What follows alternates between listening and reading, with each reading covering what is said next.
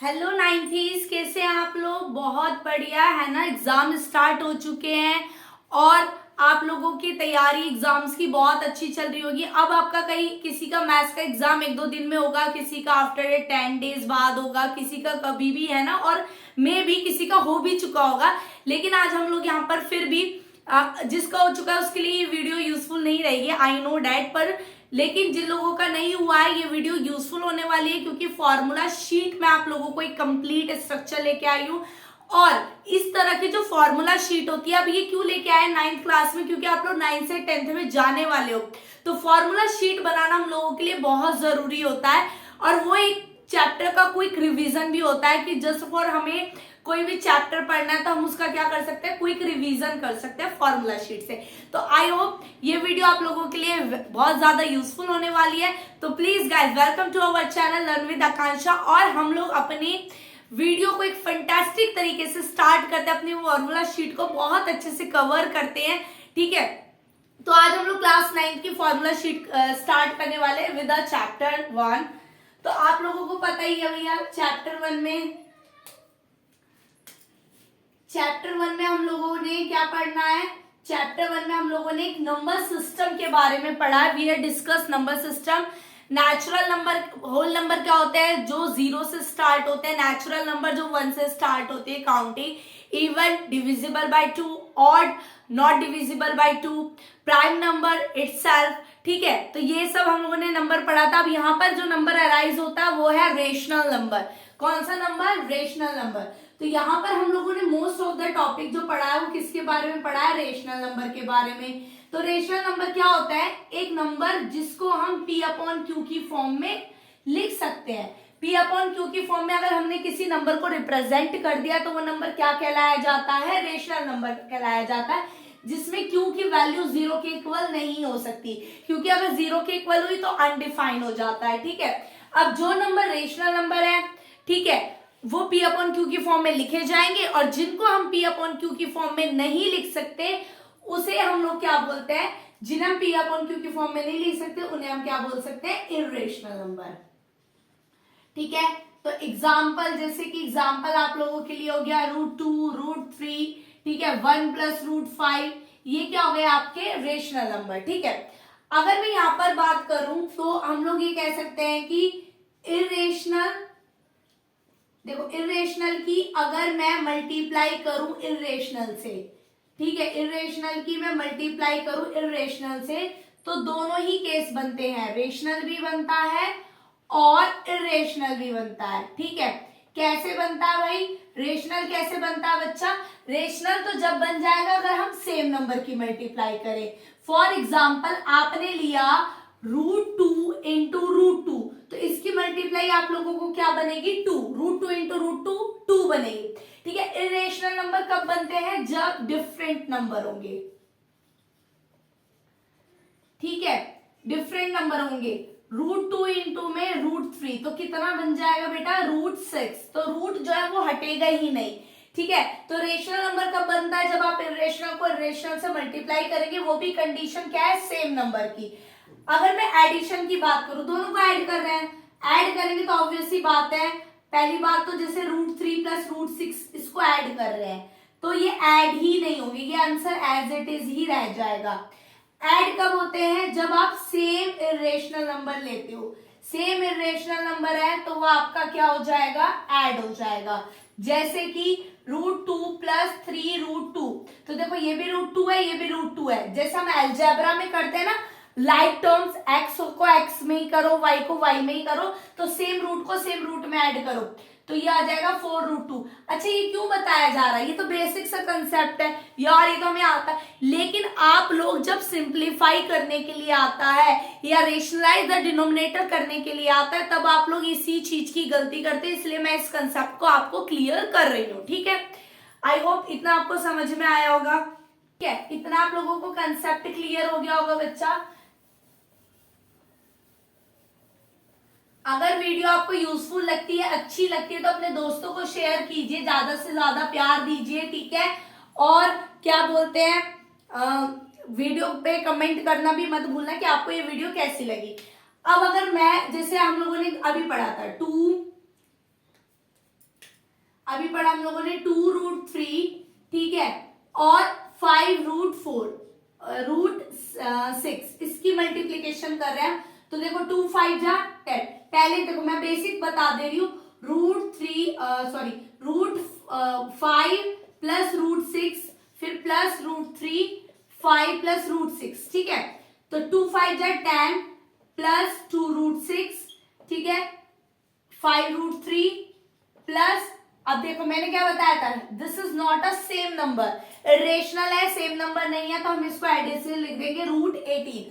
But √18 के जब आप फैक्टर करोगे बच्चा, √18 के आप ये भी देखो आंसर इज राइट, क्योंकि ये ऐड नहीं होगा, डिफरेंट रेशनल नंबर है, डिफरेंट इरेशनल नंबर है। ये वाला आपका सॉल्व नहीं होगा क्योंकि इरेशनल जो थी वो डिफरेंट थी।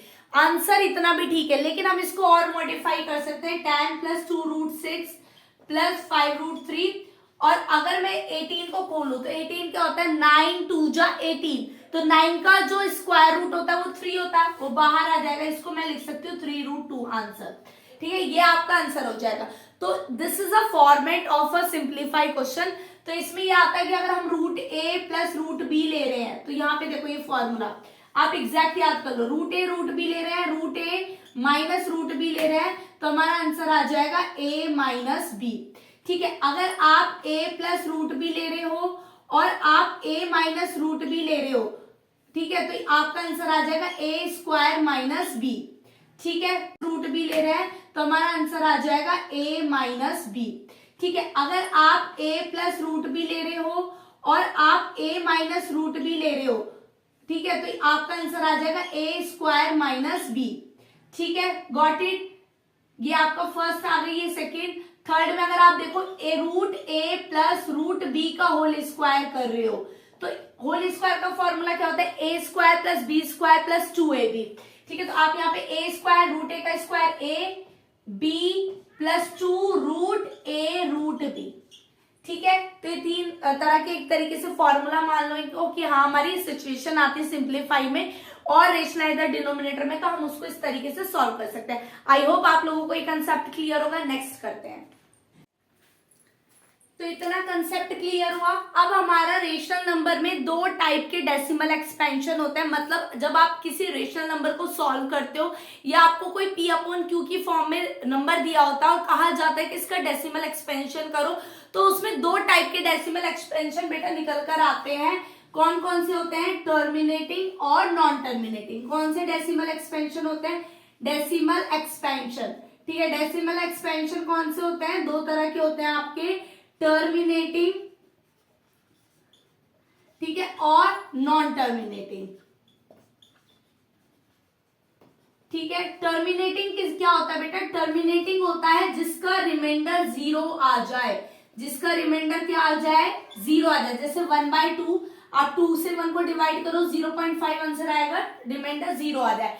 नॉन टर्मिनेटिंग कौन से होते हैं, जिसमें रिमाइंडर 0 नहीं आता, रिमाइंडर नेवर बिकम 0, रिमाइंडर कभी भी 0 नहीं आता, ठीक है। अब इसमें दो तरह के हो जाते हैं, एक आपका हो जाता है रिकरिंग और एक आपका हो जाता है नॉन रिकरिंग।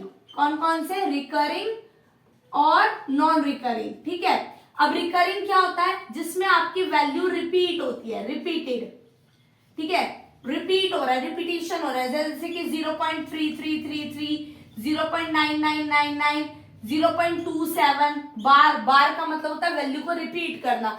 नॉन रिकरिंग में क्या होता है, यहाँ पे वैल्यू रिपीट नहीं होती, वैल्यू नॉट रिपीट, मतलब रिपीट हो रही है तो कोई फॉर्मेट नहीं है। जैसे कि पहले क्या आ गया 1 2 3, नेक्स्ट आ गया आपका 1 2 3 4 5, फिर नेक्स्ट आ गया आपका 1 2 3 4 5 6, तो इस तरीके से वैल्यू रिपीट हो रही है बट फॉर्मेट नहीं है, मतलब सेम वैल्यू नहीं है, सेम फॉर्मेट नहीं है।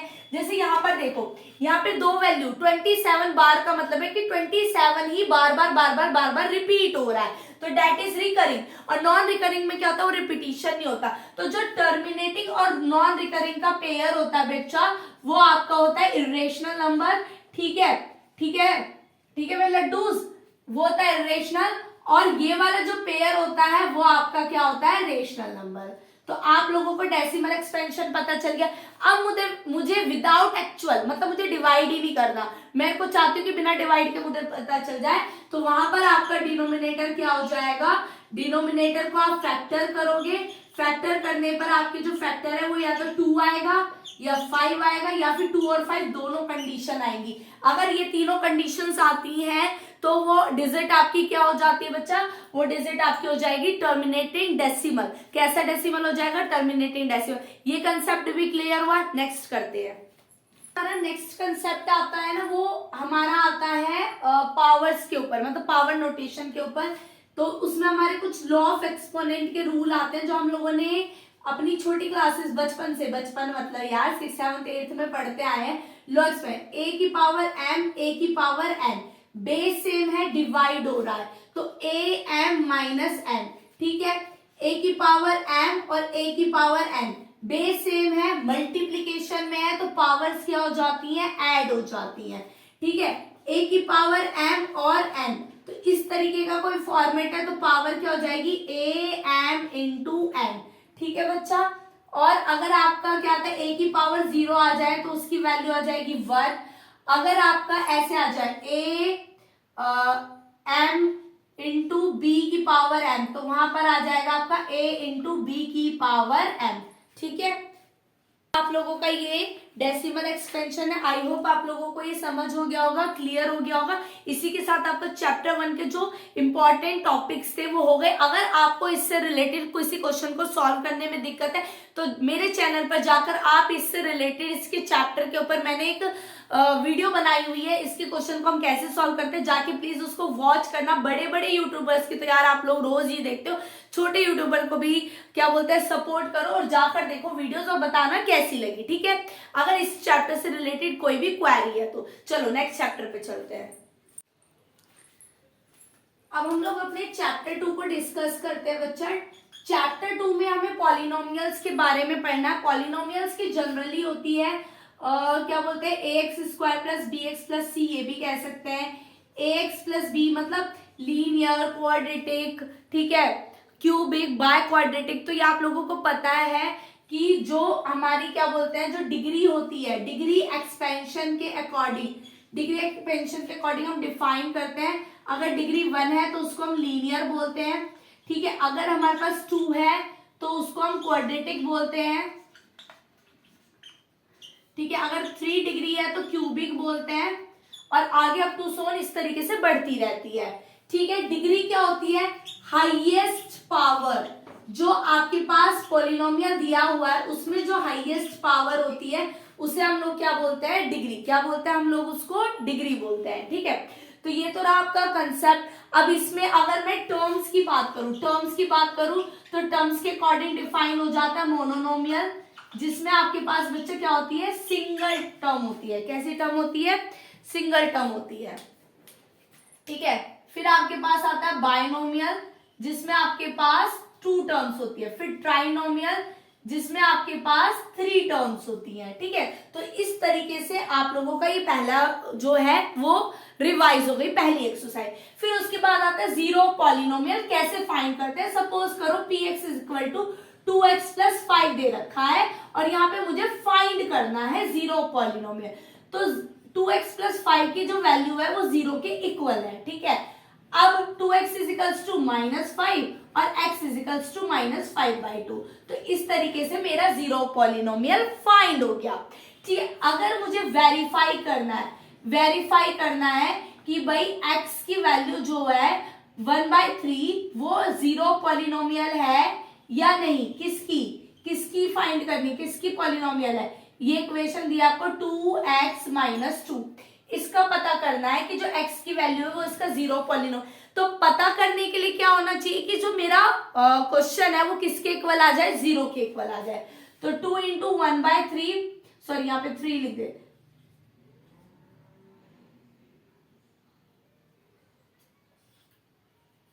ठीक है। 2 - 3 से गया 2, 2 - 2 और मेरी वैल्यू क्या आ गई, 0। तो यहाँ पर मेरी वैल्यू 0 गई, तो x की value 1/3 is a zero polynomial. तो आपको ये पहला एक कंसेप्ट क्लियर हुआ होगा। अब इसके बेसिक फॉर्मूलेस की बात कर लेते हैं। देखो फॉर्मूला स्टार्ट करो, a प्लस बी का whole square is equals to A square plus B square plus 2ab, ठीक है। a माइनस बी का whole square is equals to A square minus 2ab plus B square, ठीक है। a plus B, a minus B is equals to A square minus B square, ठीक है। a plus B plus C का whole square important है, exam में इस formula based question बहुत देखने को आप लोगों को मिलते हैं, तो ये इंपॉर्टेंट है formula. A square plus B square plus C square plus 2ab plus 2bc plus 2ca, ठीक है। यहां पर जो माइनस आएगा यहां चेंज नहीं होने का, इनके अकॉर्डिंग आपके माइनस चेंज हो जाएंगे, साइन चेंज हो जाएंगे, ठीक है। उसके बाद कहीं पर एक्स वाई की टर्म में दिया होता है, कहीं पर एबीसी की, इट्स योर बिजनेस, आपको जैसा करना हो बच्चा वैसे आप लोग कर सकते हो, ठीक है। a माइनस बी का होल क्यूब की बात करती हूं मैं, तो a cube minus B cube, ठीक है, और plus sorry minus 3a square B plus 3ab square, ठीक है, ठीक है। इसको बुक्स में कई बार ऐसे भी दिया होता है, a cube minus B cube minus 3 common ले लिया और a कॉमन ले लिया आप लोगों ने, b भी कॉमन ले लिया, अंदर बचा यहाँ पर a माइनस बी, ठीक है। अगर a प्लस बी का होल क्यूब आ जाए तो a cube plus B cube plus 3ab plus a plus B, ठीक है, ठीक है। गॉट इट, इतना समझ में आया बच्चा। a cube minus B cube, ठीक है। a cube minus B cube का फॉर्मूला क्या होता है?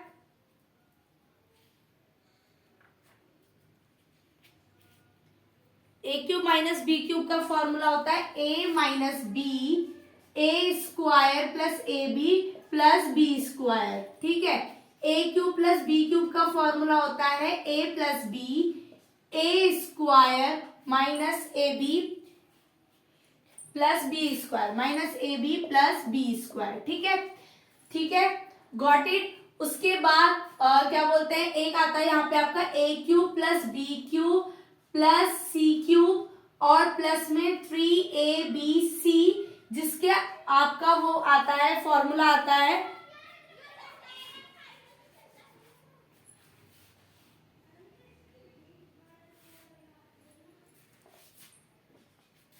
यहाँ पे फॉर्मूला आएगा a plus B plus C, ठीक है, A square plus B square plus C square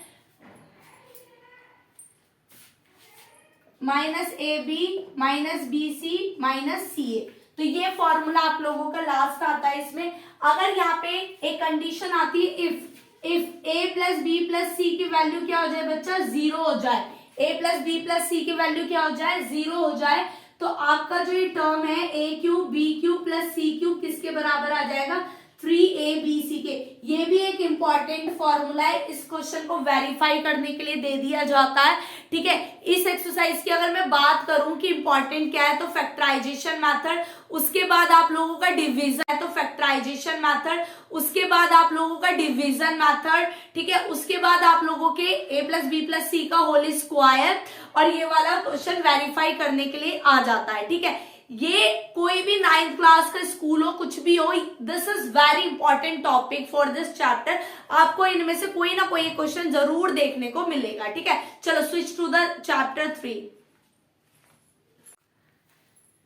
ठीक है। चैप्टर 3 की बात कर रहे हैं बच्चा, कोऑर्डिनेट ज्योमेट्री की बात कर रहे हैं। तो एक प्लेन होता है, अगर एक प्लेन पर आप वर्टिकल और हॉरिजॉन्टल लाइंस ड्रॉ कर देते हो तो वो इस प्लेन को 4 पार्ट्स में डिवाइड कर देता है। ये आपका एक्स एक्सिस होता है, ये आपका वाई एक्सिस होता है, ठीक है। ये आपका फर्स्ट क्वाड्रेंट होता है जिसमें दोनों ही प्लस प्लस होती हैं। ऑर्डर क्या होता है, ऑर्डर लिखने का, पॉइंट लिखने का ऑर्डर होता है एक्स वाई। इसके ऊपर भी मैंने रिलेटेड वीडियोस बनाई हुई है, मतलब आप लोगों के चैप्टर 1 चैप्टर 2 चैप्टर 3 से रिलेटेड वीडियो है, बहुत अच्छी वीडियो, प्लीज जाकर उसको वॉच करना। यहाँ पे माइनस प्लस हो जाता है, इसको सेकेंड क्वाड्रेंट बोलते हैं। ये थर्ड जिसमें दोनों ही माइनस होते हैं, ये फोर्थ जिसमें कि प्लस और माइनस आता है, ठीक है। ये आपका होता है एब्सीसा, ये आप लोगों का हो जाता है ऑर्डिनेट, ठीक है, और ये आपका हो जाता है ऑरिजिन। और इसमें कुछ भी हाथी घोड़ा तोप छोड़ने की जरूरत नहीं, it is a very easy chapter और कुछ भी मिस्टेक होने की गुंजाइश नहीं है, बस इसमें इतना ही क्विक रिवीजन था। ठीक है, चैप्टर 4 की बात करते हैं तो चैप्टर 4 है लीनियर इक्वेशन इन 2 वेरिएबल। बेटा आपके पास 2 वेरिएबल होती है और उसकी लीनियर का मतलब मैंने अभी आप लोगों को बताया था जिसकी डिग्री 1 होती है, सॉरी, जिसकी डिग्री क्या होती है 1 होती है। तो लिखने का फॉर्मेट क्या होता है, ax plus B Y plus C, this is a format. Important topic यहाँ पे जो आता है वो आता है आपका 4 सॉल्यूशन, कि आप लोगों को एक इक्वेशन दे दी जाएगी और उससे रिलेटेड आपको 4 सॉल्यूशन जो है वो फाइंड करना है। ठीक है, ये क्या बोलते हैं आ जाता है क्वेश्चन। मैं आपको एक एग्जांपल के तौर पे क्वेश्चन करके दिखा देती हूँ। सपोज करो 2x plus Y is equal to 7 है, इसको बोला 4 सॉल्यूशन फाइंड करो, तो कैसे करेंगे, y equal to 7 minus 2x।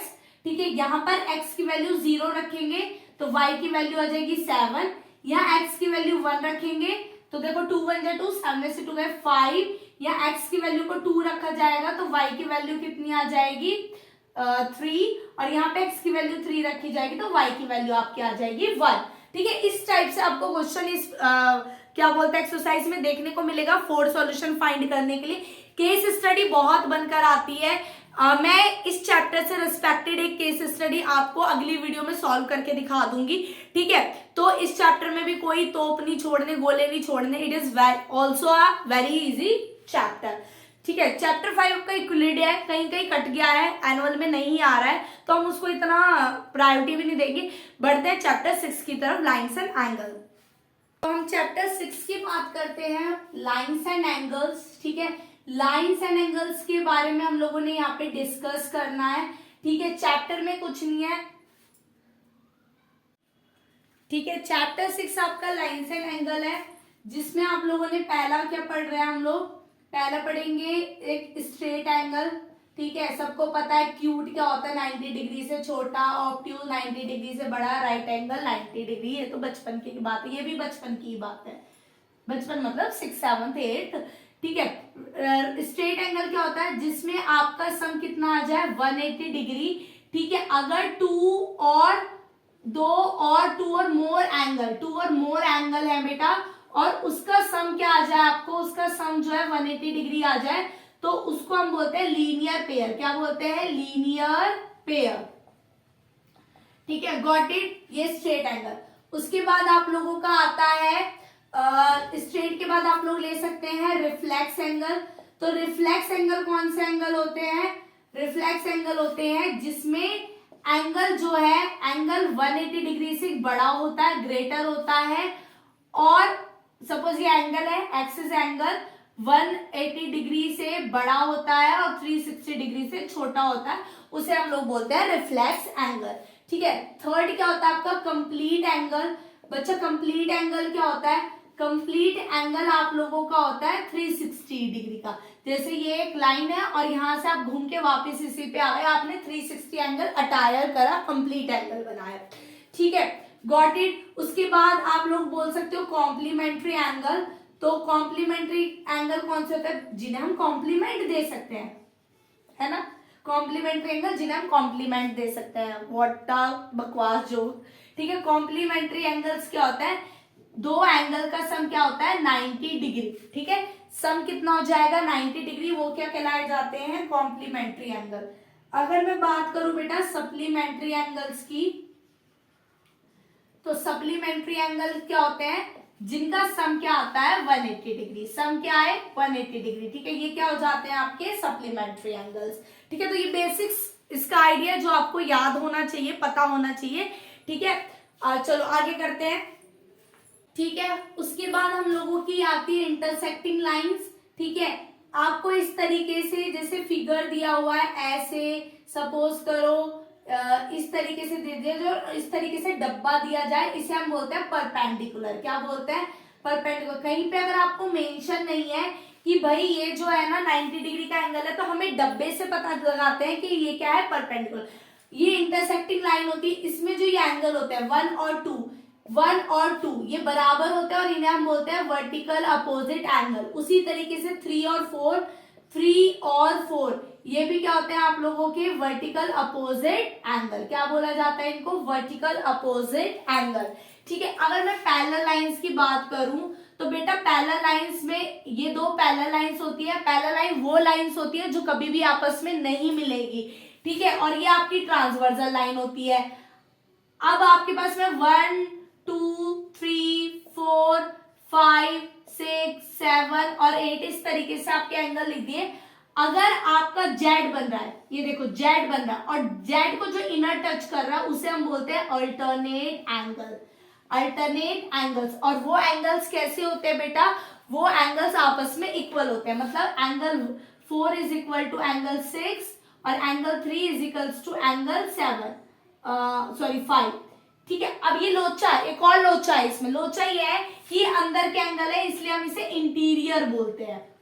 अंदर के जेड को टच कर रहे हैं इसलिए इंटीरियर बोलते हैं। बाहर के जेड को टच करेंगे तो एक्सटीरियर बोलते हैं। तो एंगल 1 एंगल 8 के बराबर और एंगल 2 एंगल 7 के बराबर, और इसका रीजन आ जाएगा अल्टरनेट एक्सटीरियर एंगल। ठीक है, गॉट इट? सब बच्चों को समझ में आया?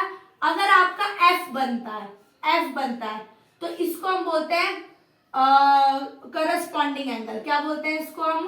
Corresponding angles. और ये एंगल्स भी के पेयर भी आपस में क्या होते हैं? इक्वल। जैसे 3 एंगल 8 के बराबर हो जाएगा, एंगल 4 एंगल 7 के बराबर हो जाएगा।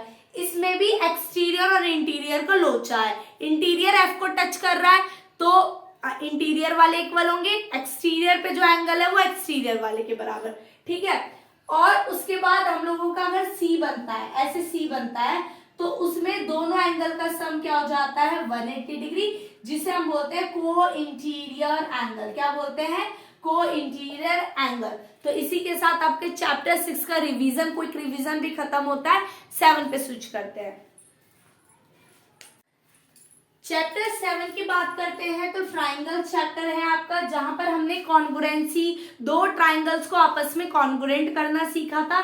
इसमें हम लोग जो कॉन्ग्रुएंसी का क्राइटेरिया लेकर आए थे, दो ट्राइंगल को कॉन्ग्रुएंट प्रूव करने के लिए हम ट्राइंगल्स की 3 किसी भी चीजों को इक्वल प्रूव कर देते थे और वो ट्राइंगल आपस में क्या हो जाता था? कॉन्ग्रुएंट। क्राइटेरिया कौन सा है बेटा? Angle side angle, angle side 3, side 4, side angle side, और 5th आई आपकी RHS, जिसको आप बोलते हो राइट एंगल हाइपोटेनियस और साइड।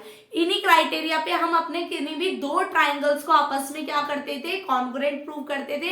इंपॉर्टेंट चैप्टर है। ठीक है, सबसे पहले गिवन मेंशन करना, क्या प्रूव करना है वो लिखना। अच्छे तरीके से अगर आप फॉर्मेट से क्वेश्चंस करते हो तो आपका कहीं पे भी नंबर डिटेक्ट होने की गुंजाइश नहीं होती। आपको क्राइटेरिया लिखना होता है। अगर आप लोगों को ये आए कि भाई आपको आपस में ये चीजें प्रूव करनी है, मतलब आपने पहले कॉन्ग्रुएंट शो करा फिर प्रूव करना है, तो उसके लिए हम क्राइटेरिया क्या लेके आते हैं? By CPCT.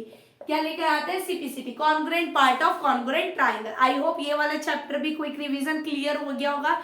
ठीक है, मैंने जो ये चैप्टर क्विक रिवीजन करा रही हूँ, इससे रिलेटेड कुछ भी आपको प्रॉब्लम है, क्वेश्चंस है, तो प्लीज जाकर के मेरे चैनल पे वीडियो को वॉच करना, प्यार दो, कमेंट करो, सब्सक्राइब करना नहीं भूलना अगर चैनल पे नए हो। ठीक है, चलो आगे बढ़ते हैं।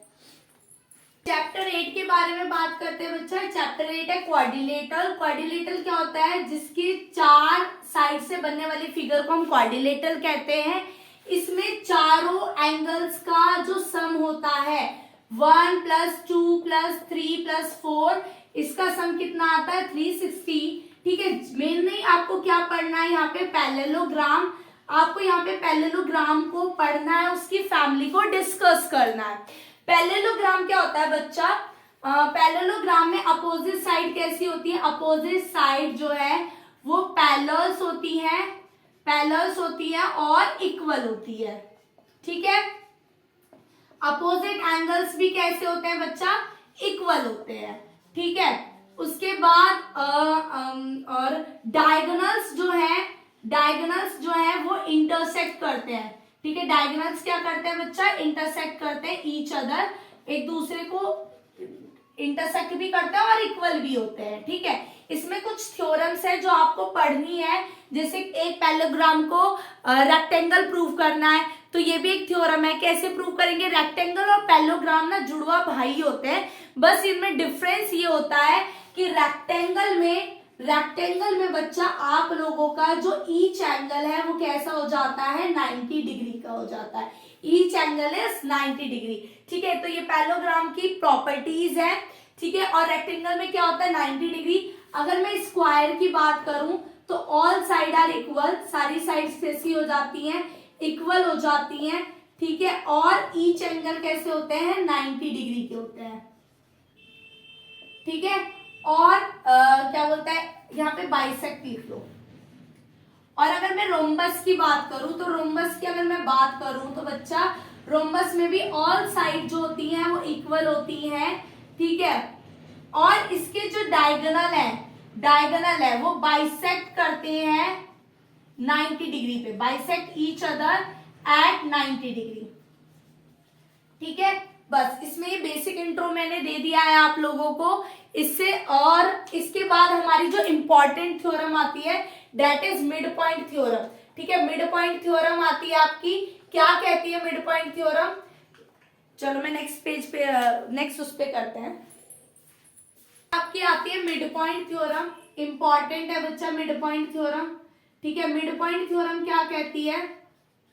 मिड पॉइंट थ्योरम ये कहती है कोई भी ट्राइंगल में अगर आपके पास दो मिड पॉइंट है, ठीक है, जैसे ए बी सी और ई एफ आपके पास दो मिड पॉइंट है, तो इन मिड पॉइंट को ज्वाइन करने वाली जो लाइन होती है ई एफ वो पैरेलल हो जाएगी थर्ड साइड के और उसके हाफ के बराबर हो जाएगी। ये आपकी मिड पॉइंट थ्योरम कहती है। इसका प्रूफ भी है, ठीक है। अगर आपको इस पे मैं स्पेसिफिक प्रूफ करके दिखा दूंगी बहुत इजी तरीके से, अगली जो वीडियो बनेंगे उसमें हम लोग अपनी थ्योरम्स को लेकर चलेंगे, ठीक है। और ज्यादा लंबी वीडियोस भी नहीं बनाएंगे, सेक्शंस में थ्योरम्स को कट करेंगे, दो दो तीन तीन थ्योरम लेकर चलेंगे, अपनी और थ्योरम्स को कंप्लीट करेंगे, जहां से आप लोगों के 7 से 8 नंबर जो है वो कंप्लीट पक्के पक्के हो जाएंगे, ठीक है। तो ये भी आ गया। चैप्टर 10 जो है सर्कल है बच्चा। सर्कल की अगर मैं बात करूं तो सबको पता है, ठीक है। बेसिक बात कर लेते हैं क्योंकि इसमें तो इंपॉर्टेंट क्या है, थ्योरम्स है, और थ्योरम हमें अगली वीडियो में करानी है। ये सेंटर होता है, इससे जो सेंटर से पॉइंट को टच करेगी उसे हम रेडियस कहते हैं। सेंटर से अगर दोनों को टच करता है ए और बी तो इसको हम डायमीटर कह देते हैं, ठीक है। इसी तरीके से सर्किल में दो पॉइंट को टच करने वाली को हम क्या कह देते हैं, कोड कह देते हैं। तो इस तरीके से ये एक बेसिक सा इंट्रो है, इसमें जो इंपॉर्टेंट है वो आपकी थ्योरम है और वो हम लोग अगले वाले उसमें लेने वाले हैं सेशन में, ठीक है।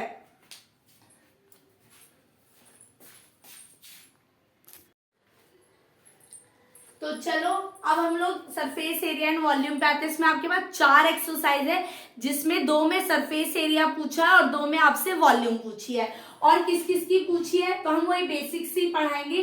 कोन के बारे में अगर बात करें तो बच्चा ये कोन होता है आपका कुछ इस तरीके से, just like your birthday cap, ठीक है। बर्थडे कैप की तरह होता है और उसमें इस तरीके से राइट सर्कुलर कोन होता है। तो ये आपकी रेडियस होती है, ये आपकी हाइट होती है और इसे हम कहते हैं एल, जिसे हम बोलते हैं स्लैंट हाइट, ठीक है। तो स्लैंट हाइट निकालने का फॉर्मूला देखो 90 डिग्री का बना रहा है पाइथागोरस थ्योरम, तो L is equal to H square plus R square, ठीक है। अगर मैं सीएससी ऑफ कोन, सीएससी मतलब कर्व सरफेस एरिया, ठीक है। बर्थडे कैप पहली, ऊपर से आपकी जो चमकीली पन्नी दिख रही है this is curve surface area और उसका फॉर्मूला हो जाता है पाई आर एल, ठीक है। टोटल सरफेस एरिया मतलब चमकीली पन्नी पहन ली, ठीक है, उसके ऊपर ढक्कन लगा दो, मतलब उसे बंद कर दो, मतलब जो नीचे का एरिया आपको दिख रहा है क्या है, सर्कल। तो pi R L plus pi R square, pi common ले लो, आर कॉमन ले लो, ब्रैकेट में क्या बचा एल प्लस आर। अगर मैं वॉल्यूम ऑफ कोन की बात करूं तो 1/3 पाई आर स्क्वायर एच। बेटा आप लोगों को जो इसमें ध्यान देना है, यूनिट्स का भी बहुत ध्यान देना है कि सारी यूनिट सेम है, सेंटीमीटर यूज कर रहे हैं, मीटर यूज कर रहे हैं, इस चीज का आपको ध्यान करना है, ठीक है। उसके बाद हम बात करते हैं स्फेयर की। तो ये आप लोगों का स्फेयर है, गोला, बॉल, फुटबॉल, जो आप लोग देखी होगी फुटबॉल, ठीक है। स्फेयर, इसमें जो वॉल्यूम होती है, सॉरी पहले एरिया की बात कर लेते हैं, सरफेस एरिया ही होता है, ठीक है, स्फेयर में। तो उसका होता है 4 पाई आर स्क्वायर, ठीक है। वॉल्यूम ऑफ स्फीयर आपकी हो जाती है 4/3 पाई आर क्यूब, ठीक है। अब इस गोले को आधा काट दिया जाए, कटोरी, आपकी कटोरी जिसे हम बोलेंगे हेमिस्फेयर, बाउल कह लो, कटोरी कह लो, ठीक है, वो होता है हेमिस्फेयर। तो वहां पे यहाँ पर सी एस से और टी एस से दोनों आ जाते हैं, तो सी एस से आपका आएगा 2 पाई आर स्क्वायर, टी एस से आपका आ जाएगा 3 पाई आर स्क्वायर, ठीक है। वॉल्यूम ऑफ हेमिस्फेयर आ जाएगा 2/3 पाई आर क्यूब। तो इसी के साथ क्लास 9 आप लोगों की फॉर्मूला शीट खत्म होती है। आई होप ये वीडियो आप लोगों को बहुत अच्छी लगी होगी और आपने एंड तक जरूर देखी होगी, ठीक है। वीडियो को ज्यादा से ज्यादा शेयर करना, लाइक करना, कमेंट करना भी नहीं भूलना है और सब्सक्राइब करना तो बिल्कुल ही नहीं भूलना है, ठीक है। अपना प्यार दिखाइए एंड और आप लोग बहुत ज्यादा वीडियो को ये भी कमेंट तो बताना कि वीडियो कैसी लगी, ठीक है। एक क्विक रिवीजन था आपको पूरी एक एनसीईआरटी बुक का जो मैंने आप लोगों को यहाँ पे दिया है और अपनी मतलब मेहनत की है और आई होप आप लोगों को ये पसंद आएगी। अपने एग्जाम्स के लिए ऑल द बेस्ट, अच्छे से एग्जाम कीजिए और अपने आप को मेंटली एंड फिजिकली प्रिपेयर्ड करिए फॉर क्लास 10 और 9 से डबल मेहनत करनी है, ये वाला जरूर लेकर चलना, ठीक है। चलो जब तक के लिए बाय बाय, अपना ध्यान रखिए, अपने पेरेंट्स का कहना मानिए, टीचर्स की रेस्पेक्ट करिए, बाय बाय।